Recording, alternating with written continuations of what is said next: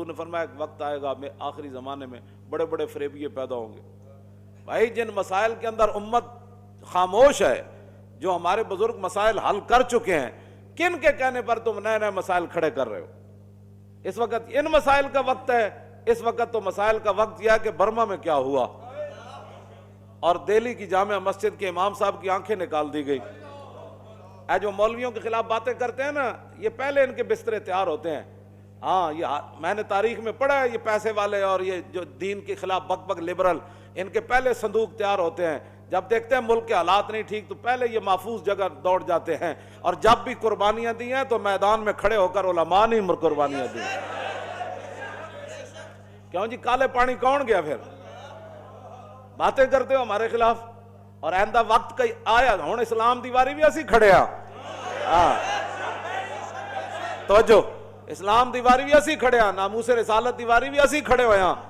تسی تے اج تک ممتاز دے بارے فیصلہ نہیں کر سکے، جتھے بیٹھے ہو بکواس کرتے ہو بیٹھ کے. میری مراد ہوئے جڑے دین دے دشمنن کہتے جی آپ نے فلاں بندے کے بارے میں، مجھے ایک بندہ کہنے لگا آپ نے کہا کہ فلاں بندے کے بارے میں وہ بھونکتا ہے. میں نے کہا آپ نے ہمارے پیر صاحب کے بارے میں کہا. میں نے کہا آپ کے پیر صاحب بھونکتے ہیں صحابہ کو؟ کہتے ہیں نہیں. میں نے کہا میں نے تو ان کے بارے میں کہا جو بھونکتے ہیں.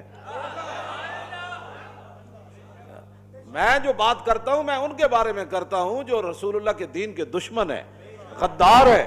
کلمہ حضور کا پڑھا ہے، ہمدردیاں کسی اور کے ساتھ ہیں ان کی. جدوں بھی اوکھا ویڑا آیا نا تے 300 علماء نو انگریزاں نے ایک دن پھانسی علماء نو دیتی سی. ہاں وہ آج تصویراں بھی آ چکی ہیں، علماء نو توپاں نال بن کے انہاں اڑا دیتا سی. ہن بھی دہلی دی جامع او جڑی مسجد انہاں اڑائی ہے، امام صاحب دی اکھاں وچ انہاں چھریاں ماریاں.